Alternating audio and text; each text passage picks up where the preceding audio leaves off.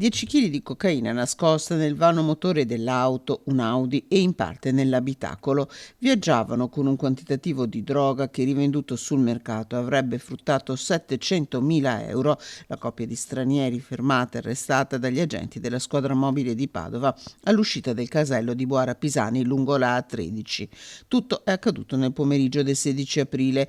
I due, lui 36 anni marocchino, lei 37enne di origine romena, genitori di 3 figli tutti minorenni, erano già noti alle forze dell'ordine. A carico dell'uomo precedenti specifici per spaccio di droga e una condanna alle spalle, la donna per reati di truffa e appropriazione indebita. Dopo l'arresto, la successiva perquisizione nell'abitazione della coppia a Cavarzere nel Veneziano ha permesso di trovare e sequestrare oltre 1 chilo di hashish.